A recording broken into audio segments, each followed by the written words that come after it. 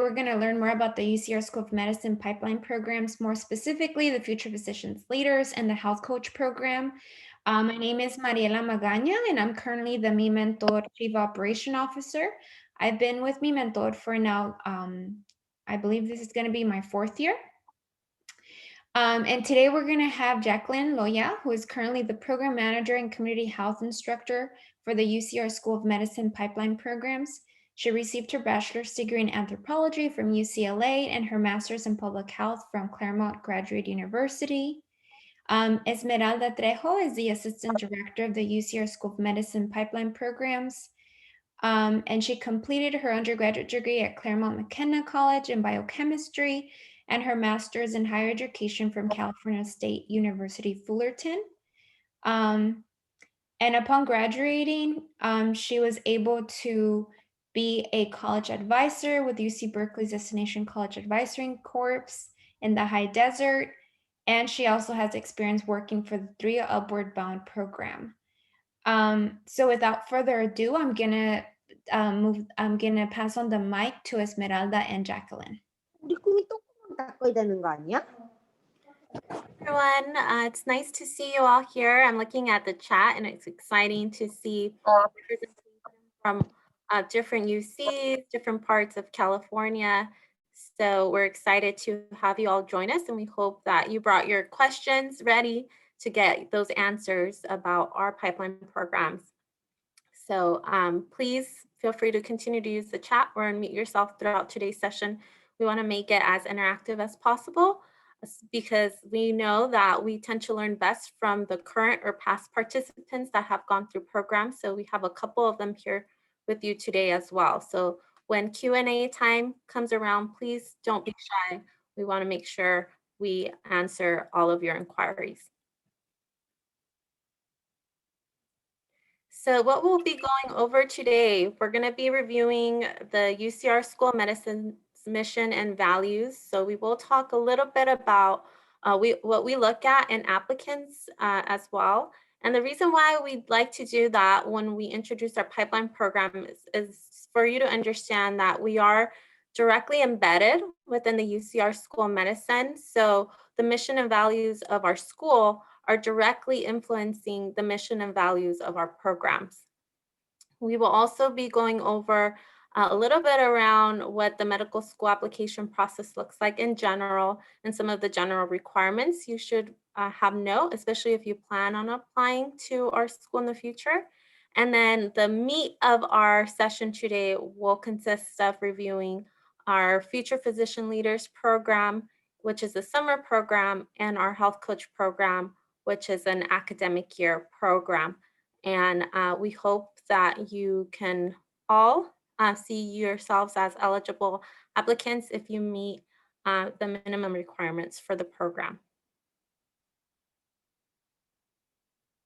So the mission of the UCR School of Medicine, I always like to just give a general overview of what our mission is here. And basically, for those of you that are not familiar with the Inland Empire, or as we refer to it in our mission, the Inland Southern California region, that consists of Riverside, San Bernardino, and Imperial counties. So we are kind of in the middle of LA County and Orange County, which are big metropolitan areas. But we are one of the largest regions, and actually one of the most populated regions next to Los Angeles when compared to populations around the state.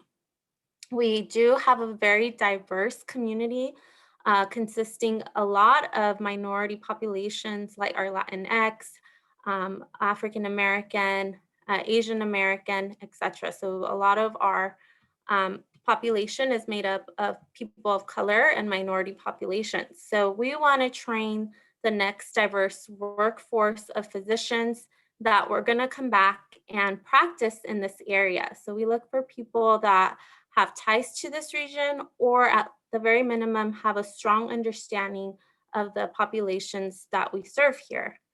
We want to do this by emulating innovative research and also creating delivery programs that can be looked at as models around the country and our state.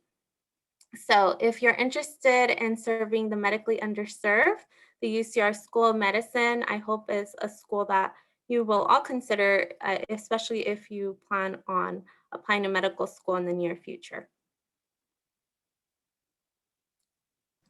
So with that said, I'm going to transition to my colleague Esmeralda Trejo. She's going to be reviewing a little bit about the medical school application process. Thank you, Jackie. So I can see in the chat that a lot of you are coming from different backgrounds and you're at different stages in your, either some of you in your gap year or still in undergrad. And I see a lot of you have UCR on the list, which I'm happy to see. So for this section, I really just want to focus on, just looking at what are the requirements and what do we at UCR School of Medicine look for specifically. So just to let you know, Jackie and I, we don't work for admissions. So we work for the pipeline programs, but we prepare our pre-med students, and we like to tell them a little bit about what the admissions team looks for. We do work closely together with our admissions team, telling us what exactly they're looking for in an applicant, and we like to relay that message to our students. So on the left-hand side, you'll see kind of the required courses. I'm sure you all have seen that, so we just kind of re-emphasize it there. But we also have the recommended coursework. I like to point out the Spanish portion, just because a lot of students sometimes, have questions about, oh, what if I didn't take Spanish? Or what if I'm a native speaker, so I didn't take Spanish in undergrad? That is perfectly okay. On your application, it'll ask you what other languages do you speak? And you can put on there if you're a native Spanish speaker, or if you did take Spanish classes, we'll see it on your transcript. And if you didn't take it, that's perfectly fine. Or if you speak another language, awesome. Make sure you put it on your application. The reason why we highlight Spanish is because given that we are from the inland Southern California, and a lot of our patients here in our community speak Spanish, that's the reason why we recommend Spanish. But again, it's not required, and you won't be at a disadvantage if you don't speak Spanish. But another thing that we like to look for, other than just grades, which I'm sure you all have heard, you want to do really well, right? We also like to see what type of student or person are you as an individual. So we really want you to get involved. So that's kind of like the center of the circle, and we want to say, how are you going to get involved? Where can I get involved? What exactly does getting involved mean? So one of the things that we look for is employment. I'm sure a lot of us have had a job before, even if it's not medically related. If you worked maybe in fast food, or maybe you worked at a nonprofit, whatever it may be, you gained something from that job experience that you can tailor it to yourself and to your application on, worth ethic. Maybe you were a team lead, maybe you were a manager or anything like that. You can actually talk about those skills that you gained in that employment opportunity.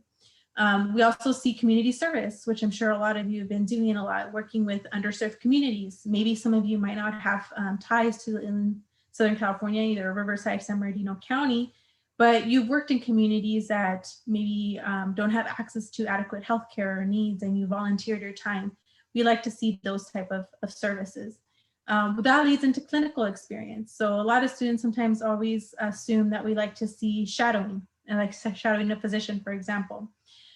We actually value clinical experience, and that could be volunteering your time through different programs that you've probably heard in the past, volunteering time at a hospital, and you actually getting that patient interaction. We like to actually see you be there in the clinical setting, actually getting those hands-on training, rather than just following the physician and just observing. Which is perfectly fine, if you're doing that, because sometimes, some programs require it, but also it does allow you to kind of see if that's kind of like what you want to do. But in terms of what we like to see is a lot of clinical experience, and you really getting your hands dirty into, with talking with patients and actually helping them through their illnesses and so forth. So really looking and trying to find those experiences, and definitely when our programs, health coach programs, we'll talk a little bit about that. Leadership. So leadership can come in different forms. So that could be in your organization, that could be when you're a team leader in a group project. What leadership skills do you have and that you value and that you, display in with your peers and colleagues, right? And then professional development. So do you go to conferences? Did you maybe present at a conference? Did you do a poster session? Anything like that that's going to develop you as an individual. So we just put a couple of things. Of course, there's more to it, but these are kind of the things that we wanted to highlight. And definitely as we go through the presentation, you'll probably see in the next slide, I wanted to highlight our pipeline programs. So just take a minute to kind of absorb this slide. It's a lot, I know. This is kind of all our programs that we have at UCR School of Medicine. So we have 10 pipeline programs. Today, specifically, we're only going to be focusing on future physician leaders and then our health coach program. Okay, but feel free to check out our website. We'll have a website at the end to check out all our other programs if you are qualified for them, and then you can definitely apply for other programs as well. So we help students through different stages from K-12 to up until getting close to applying to medical school. And our hope is that our pipeline students will come to UCR School of Medicine and eventually stay in the IE and practice medicine here and help with our patients. So that's essentially the overall goal of our programs. Okay, so I think if there's some questions in chat, feel free to write them in. We'll try to answer it as we go through the slides. So I'm gonna go first with Future Physician Leaders Program. So FPL started back in 2009 by Congressman Dr. RUHS. So before he was congressman, he was an emergency medical physician at Eisenhower and in the Coachella Valley. So if anybody's familiar with the Coachella Valley, in the desert, you know, heading towards like Indio area, Palm Springs. So that's the Coachella. And he saw that we need physicians, especially from the area, and to really grow our own students to become physicians, right? So he actually started with 10 students, just 10, and now we've grown to over 150. And he saw a vision in empowering these students to really see themselves become medical doctors. We're proud to say that at least 2 of the ones that we know from the first starting 10 will be, one graduated medical school last year and another one, she is a current 3rd year at our medical school. So it is possible to see yourself there and really getting a mentor and somebody to help you. So we wanted to create this program to create a mentorship opportunity for folks that maybe didn't have anybody in their family to go to medical school, or maybe the first in their family to go to college at least, right? So this is kind of how FPL started, and then it became added into our School of Medicine when it opened up back in 2013, and is now one of our pipeline programs. And what exactly is the program? So it's a 9-week summer program. So it's definitely open to students who are looking to do something this summer, right? We have been able to actually adopt it into an online format. Last year, due to COVID, we were all forced to, adapt, or some people had to cancel their sessions, but we were fortunate that we were able to adapt it into an online format. It went fairly well. And given to right now, we're still kind of in the uncertainty of what's going on with COVID, we've decided to continue to do this online for summer 2021. We still have 2 program sites. So like I mentioned, it started in Coachella Valley, but we are thankful that we were able to expand it to the Riverside, San Bernardino. So when you're applying, you want to make sure that you select the site that is closest to your hometown. And as you may know, Riverside, San Bernardino will be more competitive. So depending on when we're reviewing applications, a lot of students become waitlisted sometimes, or sometimes they may be asked to switch over to Coachella if there's room available. So just be aware of that. But please make sure you select your hometown. Even though it's online, they do have different meeting times. We also have the dates here, so I want you to be aware, just in case you plan to do any other like summer school classes, or if you plan to work, for example, be aware that these are the dates on our website, and I'll have time a little bit towards the end to kind of go over a little bit of our program calendar, the times and dates of the meeting times. You are expected to attend to the weekly sessions. And then we have a program orientation, which is May 18th in the evening if you're accepted into the program. And then our program symposium will happen in the evening between August 10th and 12th to conclude the program.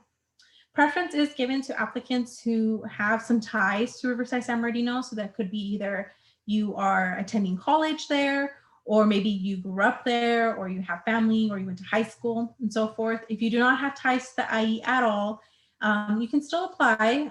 Just know that, it really depends how many applications we receive and if we have room to accommodate those students. You do have to be at least a junior in high school and above. So I see a lot of you are from college. So we like to see students who maybe are in community college or maybe in their gap year, but they haven't received a master's yet. So if you are a recent graduate, you still kind of figure out what you want to do, you can still apply. And by recent, there isn't a year, it's just as long as you haven't really completed a master's degree. So as long as you graduated, maybe it's been a few years and you're still kind of exploring what you want to do, you're still more than welcome to apply. So these are our program components. So this is what you'll be doing this summer. So everybody has to do a community health project where you come up with a health topic and you actually implement this education project. And it's actually led by Jackie, our CHP instructor. And, we teach you what is community health, how do you implement a successful project, and how do you analyze data to make sure your project was successfully executed, and did you meet your program goals, right? We have a lecture series. This is a perfect one to actually, especially those of you who are still kind of exploring what is it that you want to do.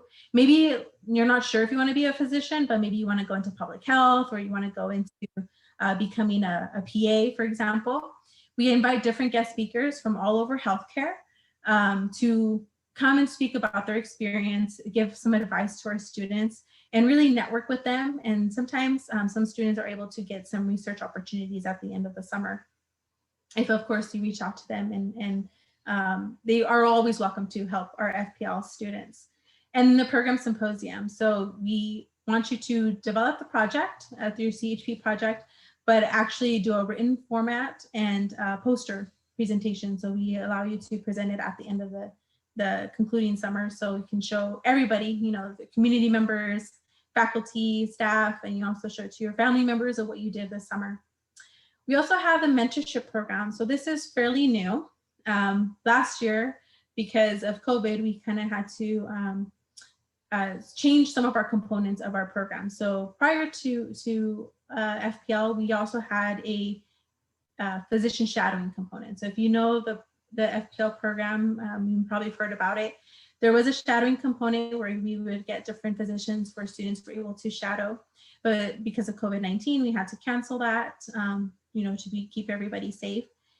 And we decided to implement a mentorship program where the students were placed with medical students and go through different weekly activities and complete journal reflections. And at the end of the summer, our evaluations show that our students really loved this component, and they felt like their confidence really increased in feeling like they could go to medical school. So because we saw that there was such a great success, we actually decided to now implement the mentorship program. This is optional. So if you decide to apply to FPL and you're like, I really would benefit from having a mentor, you can definitely apply. It does require some additional application, which I'll go over in a little bit, but it's optional. So you don't have to do the mentorship program, and you can just do the regular FPL program. So I'll go in a little bit more details in a little bit. So for the community health project, like I mentioned, you will be in a team of 5 to 7 individuals. We place you in this team so you get to meet people from all over Southern California, different institutions, different grades, and their different paths in their pre-health journey. And you come up with a topic that you all are very passionate about, and you think about who you're going to educate the community regarding this health topic. The commitment is about 15 to 20 hours a week, and that includes attending lecture. So make sure that you have time. Like I mentioned, if you think that you are going to do maybe a work part-time, or maybe you're going to do a summer school class, I really want you to really evaluate if you're able to do both things. I definitely do not recommend working full-time, taking summer school, and doing FPL, because that'd be really too much going on, and want to make sure that you put enough energy into this project, into this program, so you can get the most out of it. And we'll have I have 2 student speakers who will speak about their experience too, and kind of explain a little bit about it. But here are some topics. You're more than welcome to pick any topic, health issue that is going on in your community that you want to educate others about. I just provided here a few examples. You're going to develop your project. You're going to do the research on this topic. You're going to get some local resources that individuals can go to. And you're going to create a PowerPoint presentation, a flyer, and a website.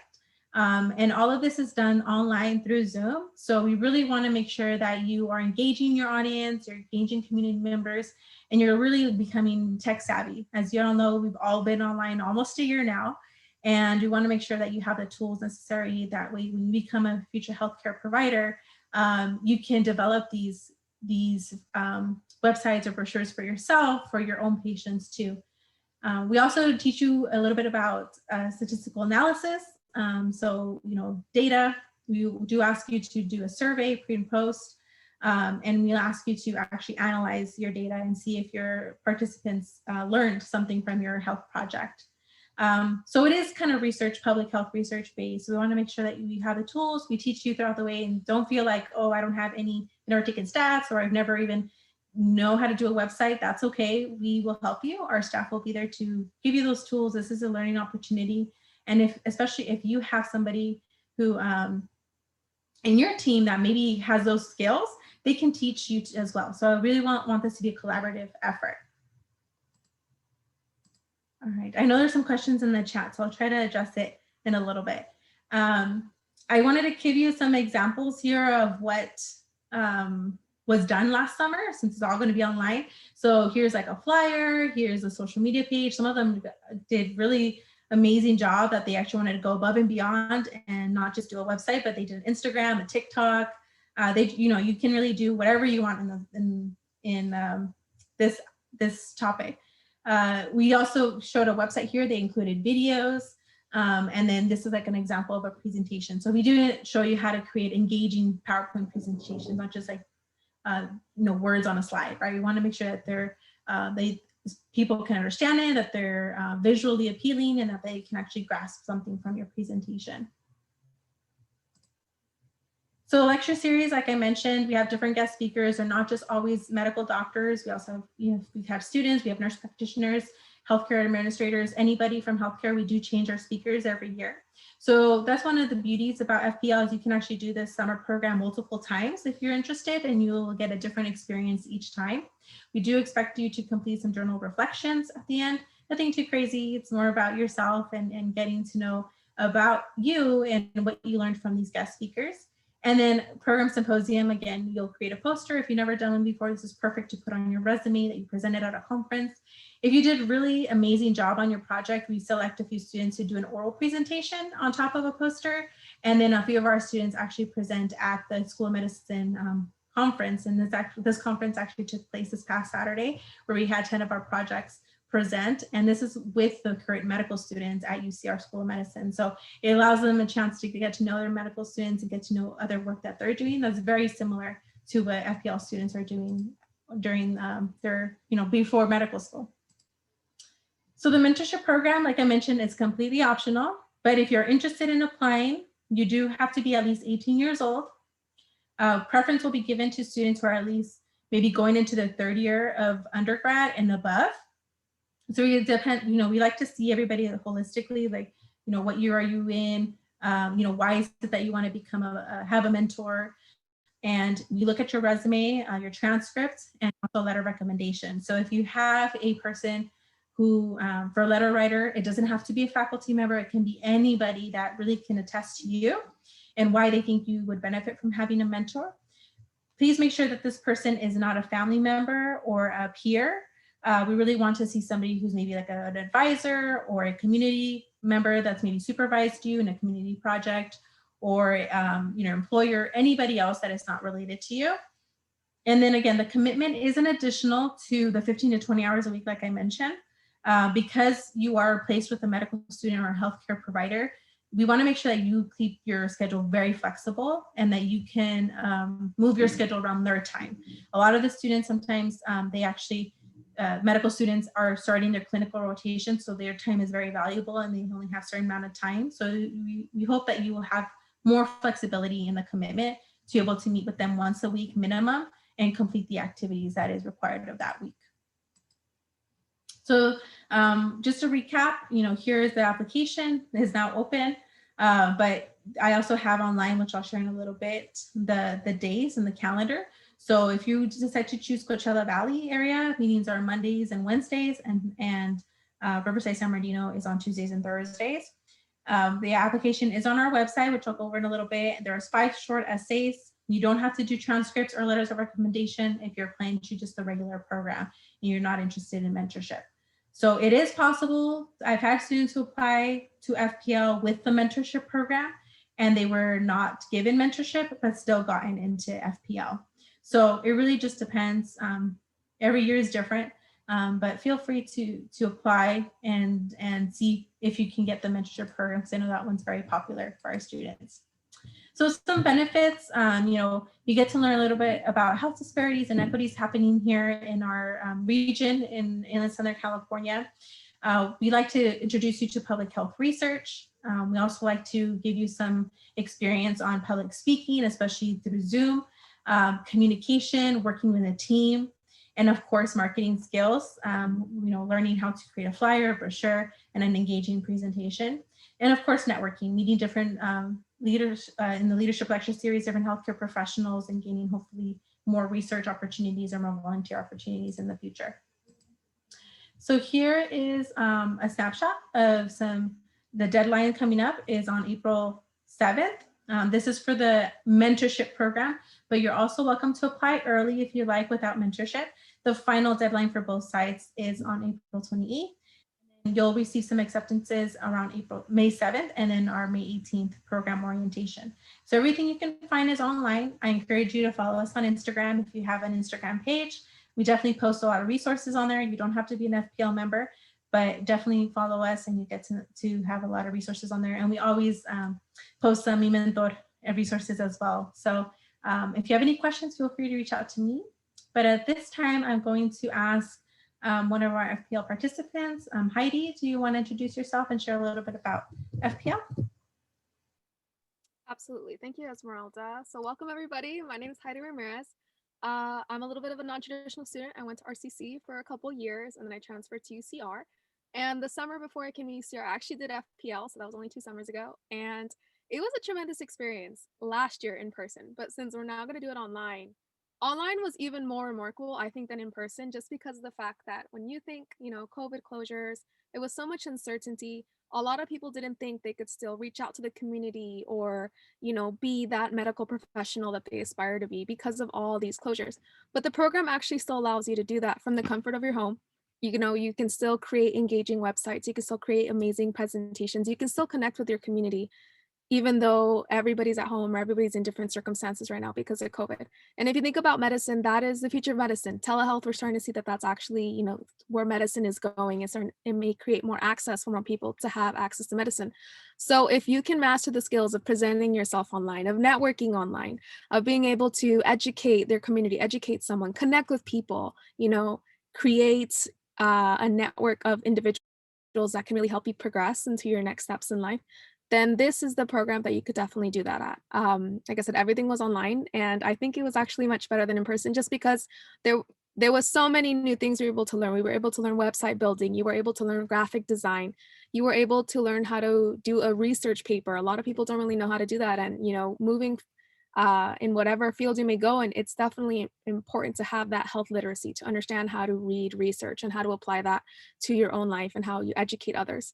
So I would definitely encourage anybody who's interested in medicine to apply. Don't let the name fool you of physician leader. You can be PA, you can be aspiring nurse, whatever it is, you can find someone here who can help network with you and help get you where you need to be. Part of the program is we have these leadership talks, once a week. And we get to see different professional individuals. So like once we had a researcher at the School of Medicine, sometimes we have professors from the School of Medicine. Sometimes you see a physician assistant or a psychologist. Whoever it is, there has to be someone there who can inspire you and you can network with, even though we're all online and even though, there's not many programs like this. Definitely take advantage of it, and I encourage you to sign up. Heidi. Kelly, do you want to share a little bit about your experience? Hi, I'm Kelly. I'm a third-year biochemistry major at UCR, and I was an FPL participant this past summer. So for my community health project, my group and I decided to spread awareness on strokes. And like even though like strokes is a very familiar word, little is known amongst the general population, and very few people know that there are like multiple types of strokes and how to prevent or identify a stroke. So we decided to educate and prepare our community on how to prevent a stroke, what it is, what the next steps you should take if you find someone who is experiencing a stroke. We also made a website that included many resources to further the knowledge of our community on the strokes. Our website also had a game on it to like entice people to come to the website and like learn more about strokes and the many resources that we had. So there were resources that included what you places that you could reach out to if you or someone you know had a stroke. And this definitely all took a lot of time because we wanted to create quality resources for our community. So we dedicated a lot of time to making our presentation, giving our presentations, and making that website and running different social media outlets such as like the Instagram. Um, and then I was also part of the mentorship program, and I think that was definitely helpful to have a mentor who was a medical student because they were able to provide insight on what medical school looked like and how rigorous it is. My mentor was also able to provide lots of advice for where I was in my journey as well. Thank you, Kelly. All right, so we're gonna, I think we hopefully I addressed all the questions in the chat. So we're gonna transition over to the health coach program and then we'll leave some room for Q&A. Hello, everyone. So welcome again for those of you that are just tuning in. And for those of you that have been here the entire time, we're doing our best to get to your questions. So please feel free to keep them coming and we'll answer them directly as best as we can. So now that we've talked a little bit about a summer program through our pipelines at the UCR School of Medicine, where you really volunteer and learn a lot around community health education and how to assess a community health education project. The Health Coach program is a program that runs through an academic calendar year. So right off the bat, I want to answer a question that we get a lot, and that's, can we potentially apply to both programs? Yes, you can, because one runs in the summer, and then when that one ends, the Health Coach program would be starting. There is some onboarding that needs to be done throughout the summer that I will cover a little bit on further slides. So you just have to be mindful of that and plan accordingly if you are doing FPL and then planning to do the Health Coach program through the academic year. So what is the program? It's a partnership with Riverside University Health System. And unlike the name states, it is not a university. It's actually a Riverside County's hospital, healthcare, and primary clinic health system. So when you participate in the Health Coach program, because it's a partnership, you will be actually placed into a clinic system for Riverside University Health System. So you're not working under UCR Health, you would be volunteering under the county's health system. So what the program aims to do is train pre-health students or pre-health individuals that are aspiring to not only become doctors, but just enter the healthcare field. And they want to gain a little bit of more clinical volunteer experience. So it's very unique. There are not a lot of programs like this one out there. And the other program is aimed to supporting you through your graduate school application process. So I will state we do put a strong emphasis on the medical school support because we are directly tied to a medical school. But we have had participants that have gone off to nursing school, pharmacy school. They've gone off to become physician assistants. So our health coaches, although the majority go into medical school, also go into other fields. And then aside from a picture from one of our early cohorts that you see there, there's some health coaches sitting there at the top. We also have two individuals pictured here. And the reason why I put these individuals is because it's really thanks to them and their vision that this program exists. So it's been around since 2013 when our medical school was founded. And Dr. Jeffrey Young, who you see there on the left, he currently still works with Riverside University Health System and is actually leading a lot of efforts in addressing our current pandemic.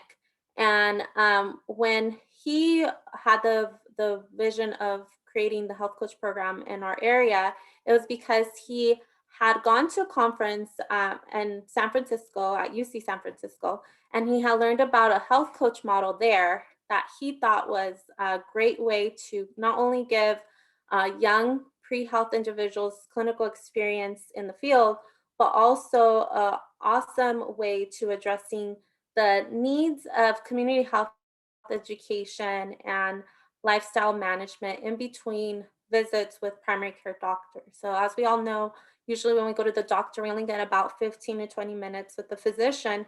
And he acknowledged that that's just not enough time. And there's a lot of other factors that are affecting an individual other than their illness and disease. And sometimes they just need a listening ear or someone to guide them through the process.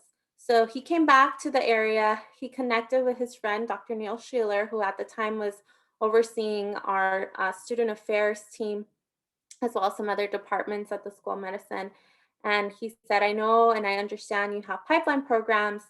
Do you think we can partner? I learned about this great model. And obviously, Dr. Sheeler said, yes, of course, let's make this happen. And that's how the program was founded, thanks to these great visionaries here. With that said, I want to get a little more into detail around what the program consists of.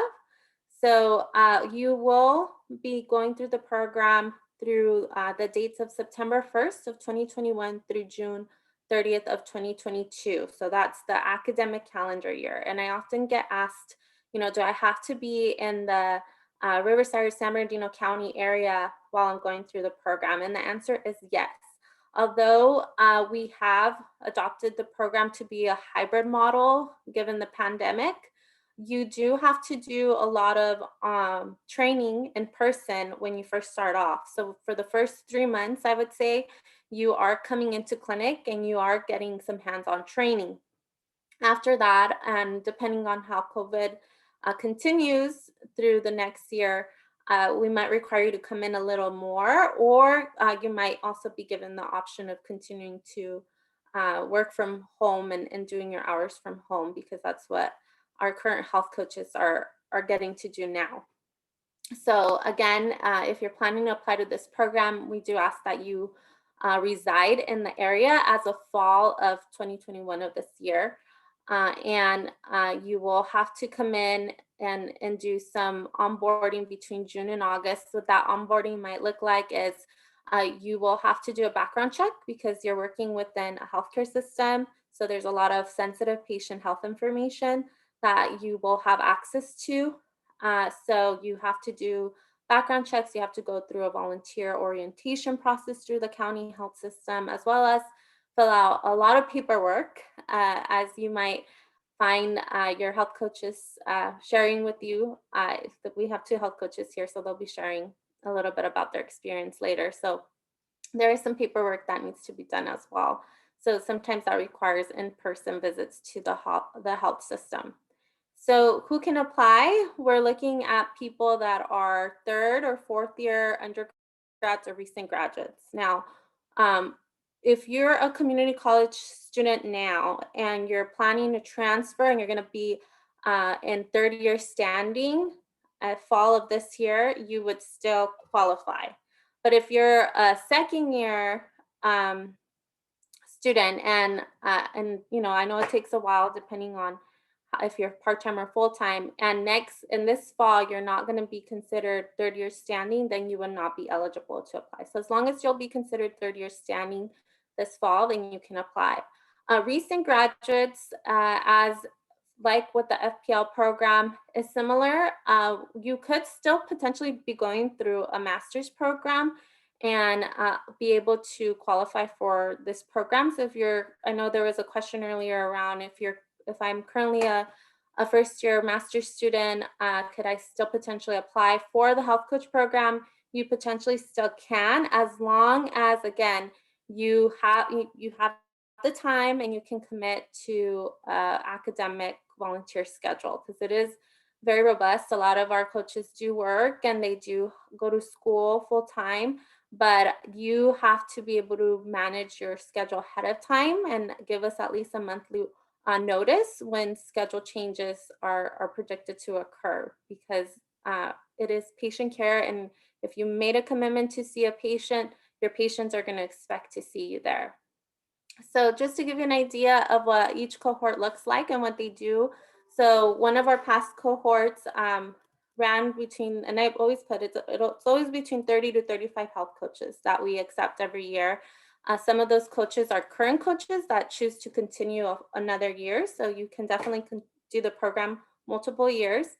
And then the clinics there's a total of 15 clinics. You are assigned for the most part to one clinic. You may get to work in a couple of clinics again, and that's more so because of the training. So when training comes around, you may be asked to train at a couple different clinics just so you get more experience in the different areas. But for the most part, you'll be tied to one clinic. And then you serve collectively over 1,000 patients every academic year. And our coaches put in over 6,000 hours collectively. So again, it's and I put it collectively because it is a team effort. You know, even though the health coaches are spread out in the area, everything they do collectively contributes to the entire patient care of our region. Next slide. Thank you. So in terms of time commitment, what does that look like? You're going to be asked to complete at least 260 volunteer hours within the academic year of September through June. So a lot of coaches choose to do this in one of two ways, either a full 8-hour shift or 2 half days. So they'll come in for 2 4-hour shifts. When you get to do those hours is going to be an agreement between you and your clinic manager. So every clinic has different operation hours, and there's a link to that on our website. So you're welcome to visit that link and look at the hours of operation for each clinic. There is a couple of clinics that allow weekend hours, but for the most part, we are going to ask you to do your hours during the week. And that's just because of the nature of patient care. I'm sure a lot of you, usually see the doctor during the week, and the clinical operation hours are usually during the week. So some of them do have operation hours that go in late into the evening, like 5 o'clock or 7 p.m. So just make sure you look at those hours. And when you apply, you have the option of ranking your preferred clinic site. So if you already have an idea what site you would prefer based on your schedule and where you're going to be residing between September and June of this upcoming academic year, then please make sure to list that. And up to 40 of your hours can be used to support outreach events. So for example, today we have a couple of health coaches here, and the time they're spending during this session is time they're going to be logging into their timesheets because we do value your time. And even though it's volunteer, we acknowledge that you're making time into your schedule to commit to this. So though we're not paying you, we want to make sure you're getting some sort of credit for the time you spend through our health coach program. So what are the expectations for participants, and what type of participants are we looking for those that are planning to apply? So we want people that have good professional skills, can work well in a team, and have strong communication skills. Now, although the program will help you augment this in various ways, when you apply, there's going to be a series of questions. It's about 5 short answer questions, and it's going to try to assess these skills. When your recommenders fill out their letter of recommendation, they will also be asked a series of questions before they submit their letter, and they're also going to be recommending you based on these skills. So it's very important that you highlight this in your application. So professionalism, what does that mean? One, it does mean being punctual. It means completing trainings and committing to your appointments when you state you're going to complete them, and that includes with your patients and with your care team. You're also expected to follow established protocols and procedures within the health system. So although you're volunteer, you're very much seen like a full-time employee in some ways by the health system, because they're giving you access to their electronic health record system. So they use Epic.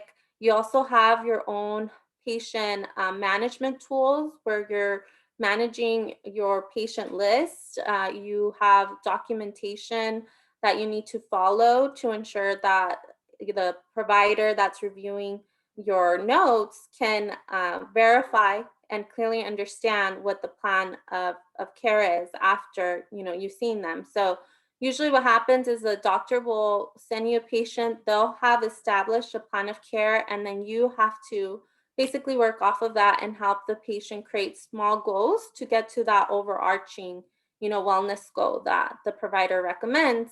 But if the doctor doesn't know what happened between the time they saw you and they see them next time around, then they're also not going to be able to recall those goals or those action steps that you two spoke about when you met.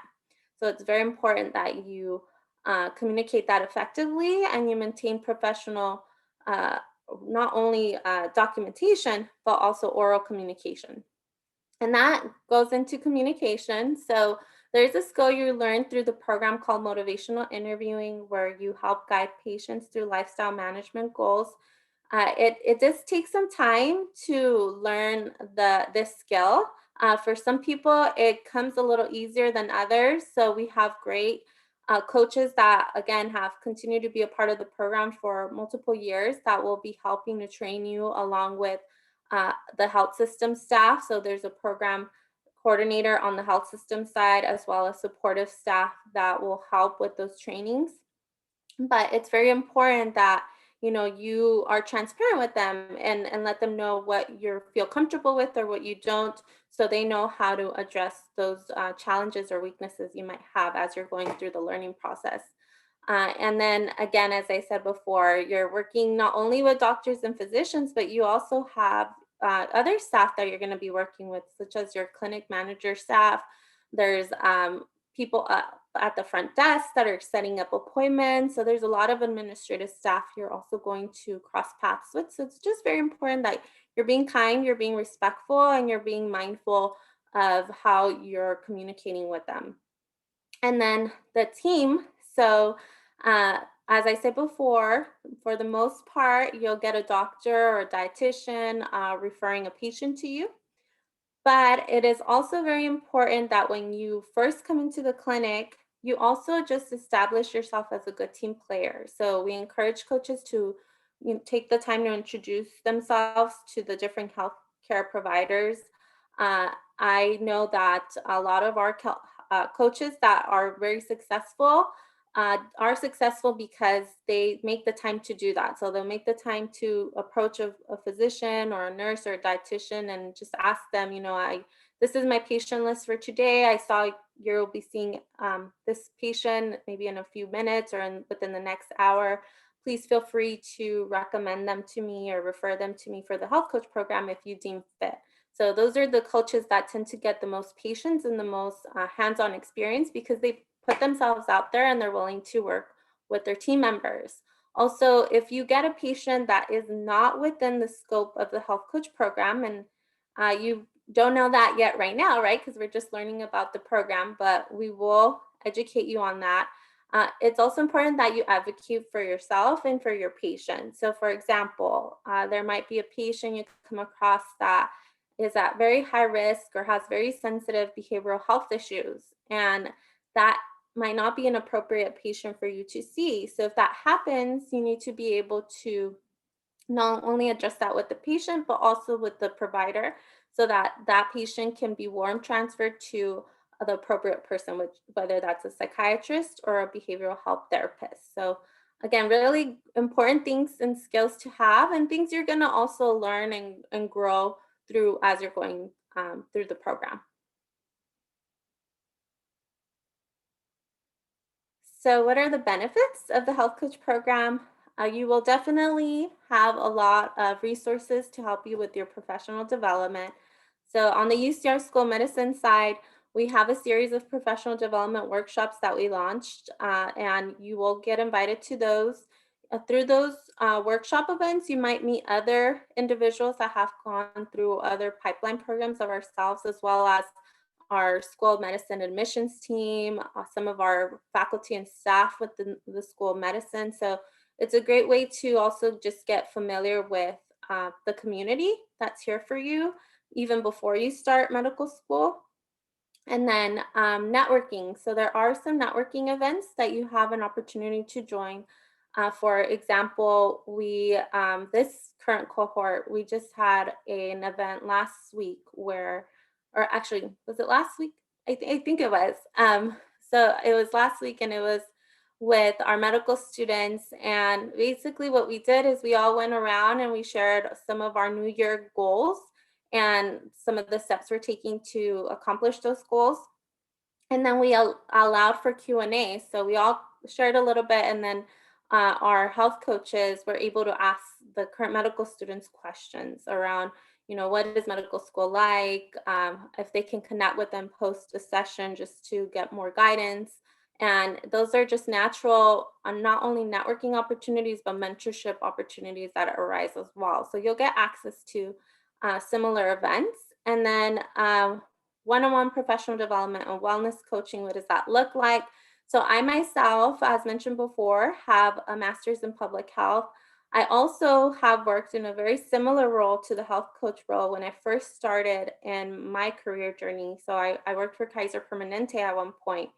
And through that experience, I was a full-time employee, and I was basically doing motivational interviewing too. So I was trained on that and got to do that with our patients there. So I highly benefit from just going through the support system with our health coaches, because I remember, and at that time I hadn't started my master's yet. So I was thinking about going into graduate school, and I remember wanting someone or something to help me with my own professional and wellness development.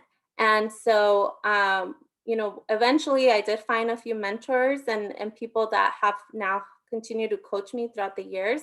And that's something I wanted to make sure we brought to the program when I joined this team. It was that this support system for our coaches. So you're always more than welcome. If you go through our program to set up appointments with me, there's a link where you can click on and simply look at my schedule and schedule those in.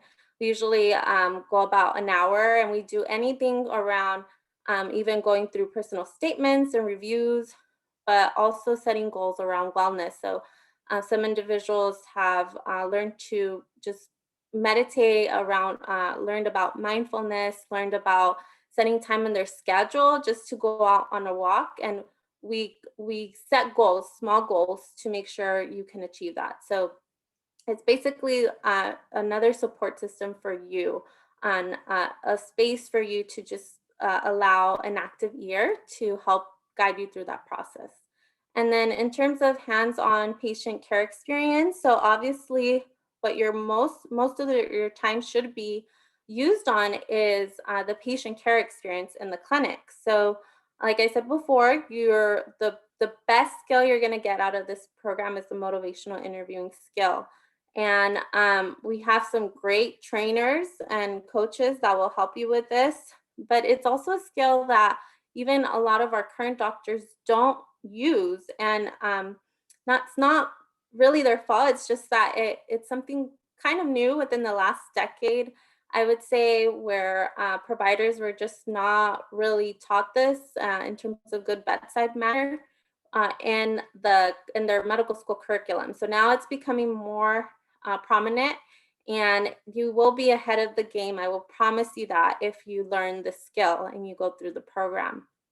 And then again, you'll learn about electronic health record system documentation. And there's also some really cool special projects you might have an opportunity to support. So right now, the county is working on a whole person healthcare assessment, which is basically a survey that our health coaches get to do. And it allows the care team to better understand what are the social determinants of health that are affecting the patient outside of their illness and disease. So for example, through that survey, sometimes we find out that maybe what's really affecting this individual is not so much their diabetes, but the reason why they can't get their diabetes under control is because they don't have access to healthy food. So what can we do to address those food insecurities? And you have a whole team to help with that.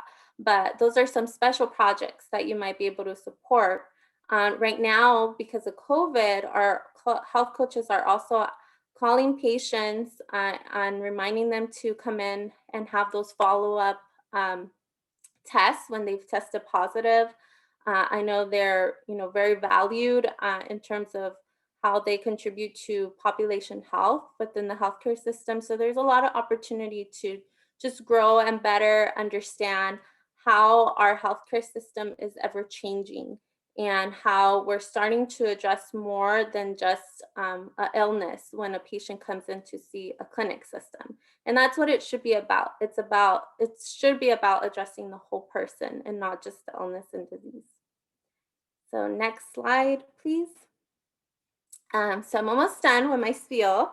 I know I already reviewed who can apply in terms of third, fourth year recent grads, but also if you have strong ties to this region, so if you grew up here, if you went to school around here, or if you have worked with a similar population that resides here, I encourage you to apply and I encourage you to make that shine through in your application. I know a lot of individuals that have had just a lot of barriers when going through their higher education. So I know on the website we do ask that you have a minimum science GPA of 3.0 or above. That's going to make you a really strong applicant, but we do review holistically, just like our admissions team reviews holistically, so does the health coach program admissions team. So if you are not quite there yet, maybe your science GPA has struggled, but you can speak to why that might be in your application, then you can still qualify. I know there's a couple coaches that we have now that, maybe didn't have that GPA yet or struggled, and they reached out to me directly, or they really explained to me why that is and how they've overcome those barriers since then in their application, and how this opportunity can just help them augment themselves and get them closer to graduate school.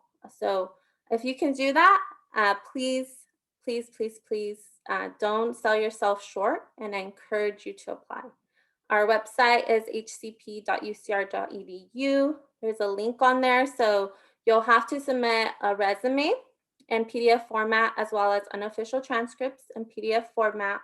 And then there's a separate link that you can send to your recommender.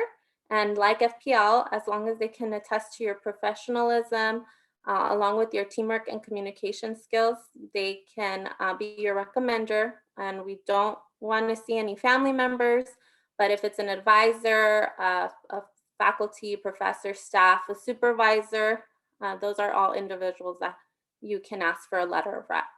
The application opened on February 1st. We do have a priority deadline on March 17th, and the final deadline is April 28th.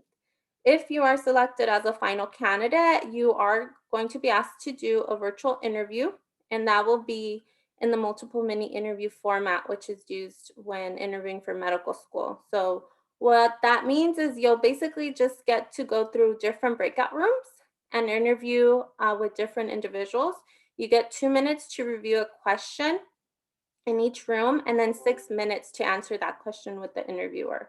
So if you have questions around that, I encourage you to ask our health coaches once we enter Q&A. And then the week of May 24th, we'll be scheduling your program orientation, where you'll get oriented with not only myself again, but also our Riverside University Health System staff supporting the program. So with that said, I talked a lot. I'm going to ask Zara if you can unmute yourself, and if you're comfortable coming off camera, to just share a little bit about your experience as a current health coach and maybe some tips that you might have for applicants. Sure. So hi, everyone. Excuse me. My name is Zara Akberzi, as Jacqueline mentioned. I've actually been with the health coach program for about 8 months now. So this past year, I actually graduated UCR in 2019, but I actually had a colleague who started medical school last year and was also in this program for 2 years. And he just talked so much positivity regarding this program, and I knew I had to look into it, especially coming from a family and a background that I know many of my family members have diabetes and high cholesterol and suffer obesity, unfortunately. So I knew that this program was one that I was really interested in, and thankfully was accepted into this past year. And I truly appreciate it for its unique role. I served in many other organizations at UCR, but I found this role to be unique in the fact that we're directly working with patients one on one, and just the fact that we're so closely integrated into the healthcare team and the staff, and our work truly doesn't go unrecognized. Everyone really appreciates the work that we do. And also the fact that we do have experience and get that experience with Epic, which is that electronic health record that Jacqueline mentioned earlier on. And just a quick experience that I did want to share that really touched me. It was 2 weeks ago when I had a patient call, and she was really just explaining her worries and troublesome and time with COVID-19. And she was just telling me how much of a blessing it was to have us as a health coach here calling him or her every week. And just the fact that they saw us as a teammate in their healthcare journey, which honestly really made me warm inside and made me appreciate and really understood why I entered this program in the first place.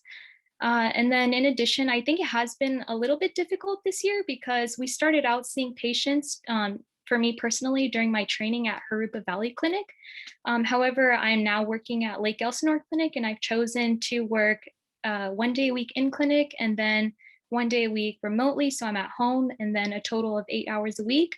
I would say it is a little bit difficult working through the phone, but I found it to be a better experience just because at first the patient is super hesitant just about the program in general and like skeptical. But once you earn that trust from the patient, it's super satisfying and just really just gratifying, honestly. And it has been different this year, but hopefully it gets better soon on, maybe for a year time when you all apply, hopefully.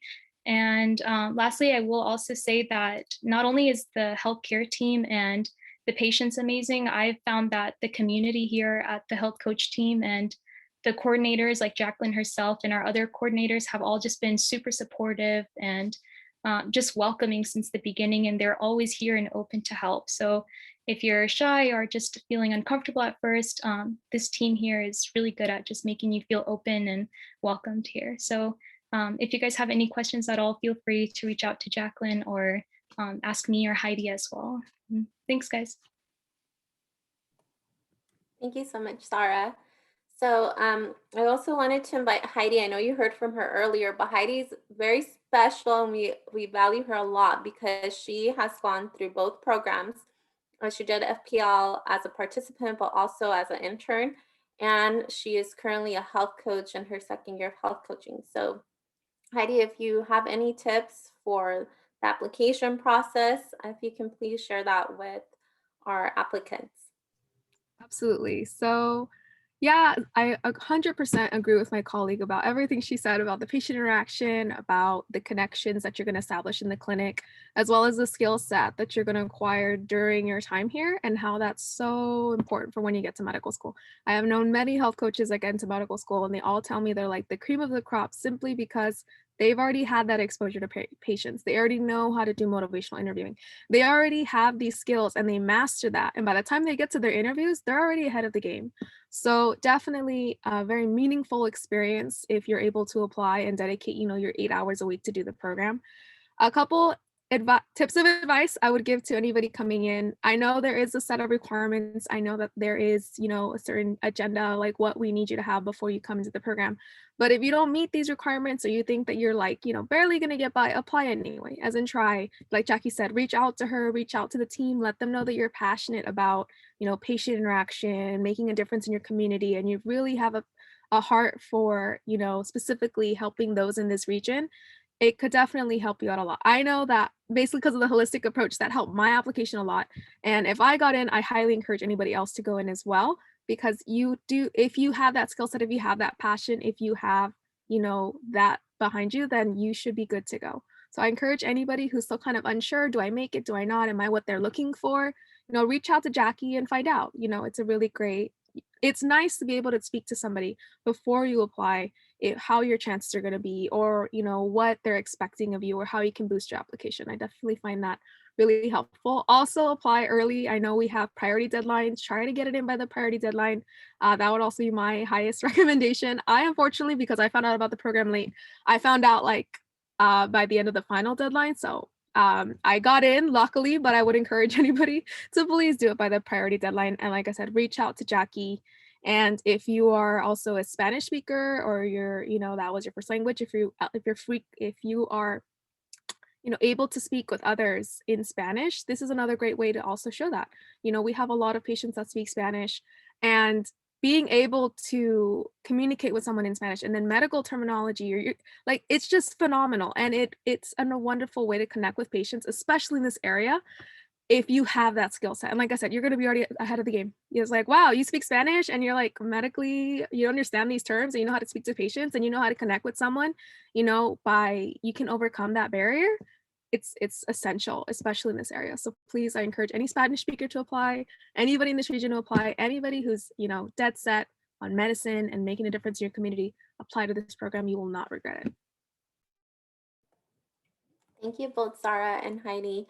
And I wanted to just piggyback on what Heidi said, because I did want to highlight that earlier and I forgot. So apologies for that. But yes, if you're a native Spanish speaker, we need more health coaches that are native Spanish speaking. So you will have to go through some training and pass the county language test to verify that you're able to speak to your patients in their native tongue, if that's Spanish and you have that skill set.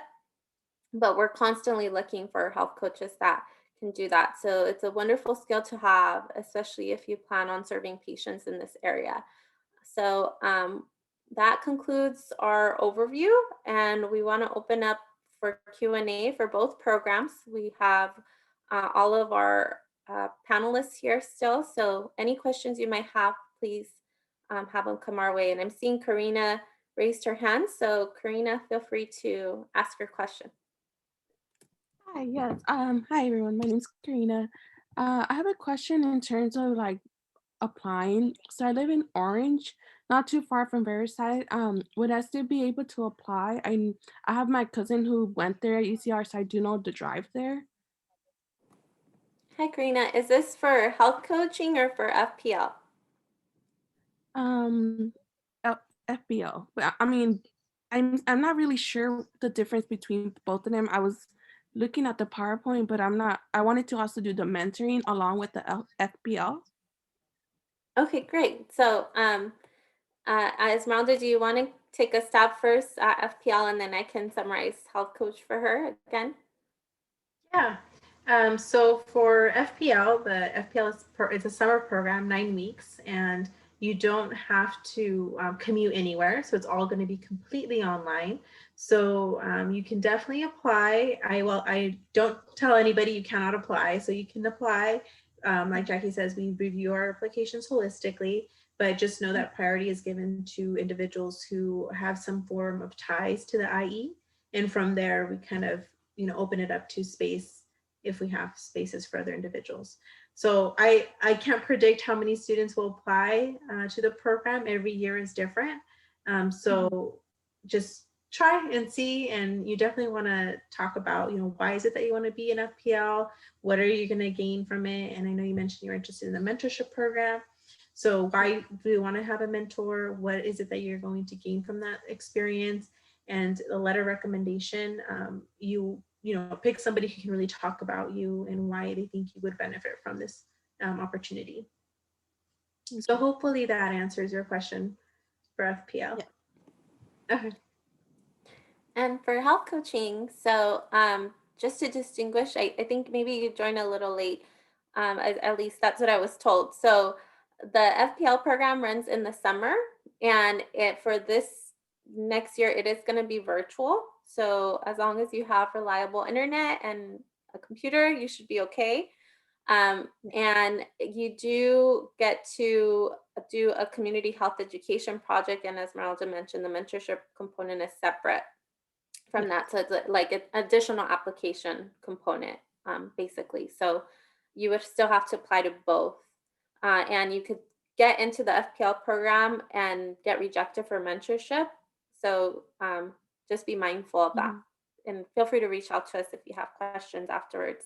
But for health coaching, we run in an academic calendar year. So we run between September and June. And although we have adopted the program to a hybrid model, given the current pandemic, we ask that you reside in this area or at least very close to it. So I know you said you live in Orange. We do have some clinics like in Lake Elsinore and Corona. So that might be closer to you. So if you can make the argument for yourself in your essays as to how this program can really benefit you, and then when you go to rank your clinics, rank the clinics closest to you, because we're also going to ask you for your zip code between September and June, then we may still consider you for the program. Again, we take priority in those that will reside near here, because we just never know when we're going to need you in the clinic. Like right now with the pandemic, a lot of the coaches are working from home and or talking to patients over the phone from the comfort of their home. But if something changes, it's been crazy with the pandemic, and if something changes and they need your help in the clinic in person, you're going to have to be able to be flexible and commit to those hours in person. Again, it's only 8 hours a week at minimum, so you can plan accordingly and plan ahead. And as long as you have the commitment and the passion to do so, then feel free to apply. Absolutely, thank you. So it's 2 separate applications, and the priority deadline for both is March 13th, correct? Yeah, for FPL, it's April 7th, and that includes the final deadline for mentorship, if that's what you're interested in applying for as well. And the health coach program, our application deadline for the priority deadline is actually March 17th. But yeah, if you want to remember March 13th, even better. So the earlier you get it in, the better. Thank you. I did want to share, speaking of the application, where you can find it. And so if hopefully you're seeing the FPL website here. So this is our homepage. If you go under the apply tab here, you'll see eligibility and application, FPL application and letter recommendation. So if you also just click on apply, it will take you to that page, and there's a button here in the middle, just in case if you miss it. So you just hit the FPL application and then the FPL letter recommendation. Your recommender has to submit this letter on your behalf. Okay, so just make sure you give them this link when you are reaching out to your recommender to complete your letter. And make sure you use the same computer. It remembers your computer. So don't do it in an open access. So hopefully it's your personal computer, and just read the instructions and then continue on the application. And wherever you leave off, it'll save it, as long as you don't clear out your browser or your cookies on there. And then for health coach, it's also here, homepage, applying application under here. And then it's the same thing. So just make sure you use your same computer. And then if you go to required documents, I think it's loading. Yeah, so sorry, a little slow. There we go. So if you go to required documents and then you go under letter of recommendation, I did include some instructions that you can literally copy and paste and give to your recommender. And when you're asking them to write you a letter, because it speaks to, has questions that we want answered in general when they write your letter of rec. And then the hyperlink there is the link where they can submit your letter of recommendation. So that's another place where you can, go and use some of those notes for when reaching out to your recommenders. I saw another hand. Sorry. It was I Lynette. saw it earlier. Lynette? Yeah, it was me, but I've typed it in or I just basically said if the recommendation letter for applying to both programs, if it's from the same person, is that okay? Yeah. Yes, most definitely. Yeah, that's Okay, perfectly awesome. fine. And As then, long as it doesn't say like if you they submit it for health coaching and it's like, oh, I hope they get into your FPL program, then I'm gonna know, right? Like, okay, yeah. just Okay, make sure they're mindful of that. gotcha. Thank you. I also have another question. For native Spanish speakers, is there like any training on like medical terms in Spanish or like So- any information about that? Yeah. So when you go through the program, like I said, you'll have to go through a language test, and then there's like a word bank that I've been told that has been accumulated for you all as well. That's for some approved language. But Heidi, if you want to speak to that as well, if from your experience, I know you're a Spanish speaker and you've gone through the program a couple years, so some things have changed. So when I started, there wasn't the language test, but another program I was in, I'm a medical translator for Spanish for. So because of that, I had that training and I was already approved to do it. So the way that I practiced is I just went on Quizlet. I went on Google, medical terminology, like every medical professional should know. And then you just kind of, quiz yourself, play with it. Or what I actually did is I would talk to my relatives more in Spanish now more than ever, like during that time, because I needed to have that like on repetition, and I started to use these words and create dialogue with them.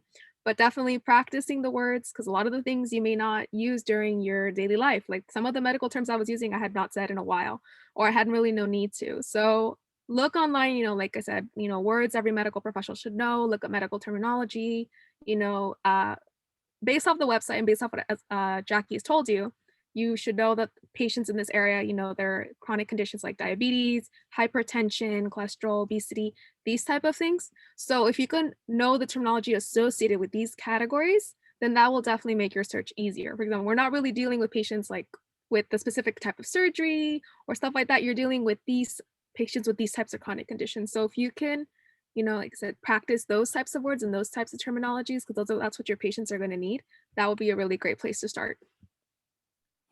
And in the interview process, Lynette, you will be asked to just be able to hold a patient conversation, or like a general conversation in Spanish.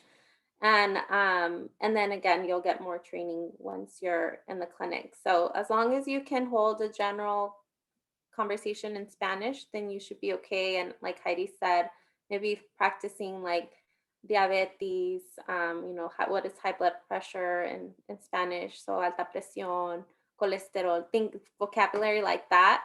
When it comes to the most prevalent chronic conditions, then I would encourage you to do so. Awesome. Thank you so much. No problem. I know Mariela's here too. I'm a Mi Mentor member as well, have been for many years. And occasionally I see under our resources, I recall a Spanish, like medical Spanish terminology program. So I don't know if Mariela, if you know of that, but I encourage you, look on the Mi Mentor resources. Sometimes programs like that come about, and they're really great to go through because you get to practice ahead of time and allows you to just build that skill. Yeah, this is Mariela. I believe that there was a resource at one point about how to gain more skills regarding Spanish medical terminology. So if you are, I think most of you should be part of the Mi Mentor application, but if you're not, you basically go to the Apple Store, you type in Mi Mentor and you download the app. So once you're in the app, you could search Spanish medical terminology, and then any previous resources that has been posted regarding that will come up. If not, I think, Heidi brought up a really good example of what she's done, right? So she's used Quizlet.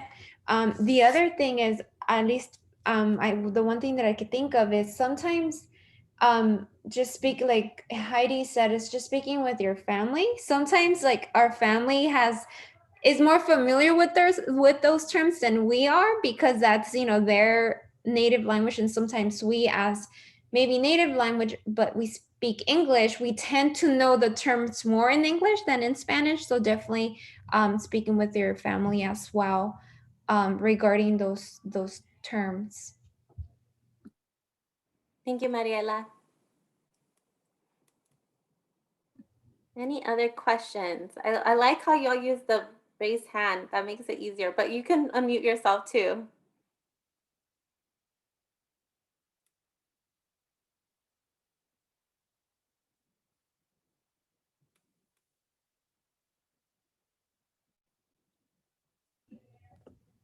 Hello. Thank you all for taking the time to be here and for sharing all the information. It was really helpful. I had a question in terms of clinic sites. So is there a need more in specific clinics like Moreno Valley versus Harupa Valley, or do we get to choose like whatever clinic we want based on where we live? So that's a great question. Every year it kind of changes depending on the health coaches that plan to continue for the following year. So right now, we haven't done an assessment to assess, who's going to continue, because the program technically doesn't end until June, so there's still some time. We usually check in with people around March and May. So right now, I wouldn't be able to tell you if there's a higher need in one clinic over another. What I would recommend is that when you rank your clinic, that again, you focus more so on where you plan to reside between September and June that year. So the closer you are in terms of your relative zip code, when you're going through the program to that clinic, the most likely we will, do our best to match you to that clinic. So that's what I would go by.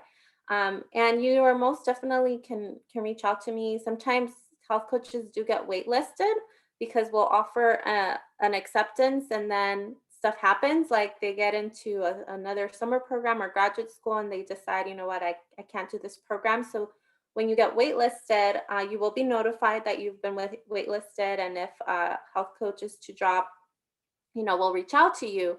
But sometimes when that happens, you might also be only left with the option of going to a specific clinic, and that clinic might be farther from you than the one you preferred. So if you are willing to make the sacrifice and the commitment, then that might be a time where you might be asked to go to a clinic that was not your preference, but there's a need there.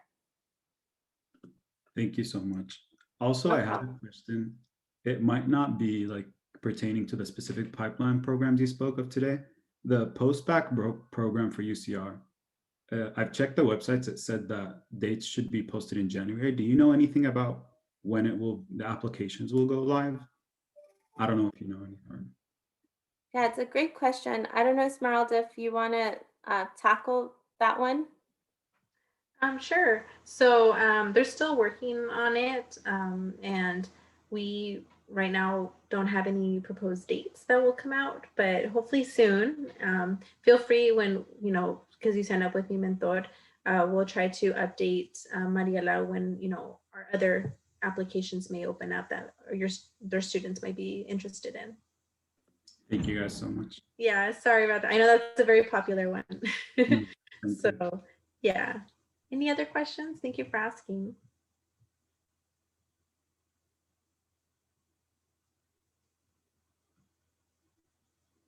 I know we're coming to the end, so if anything comes up, also feel free to email us.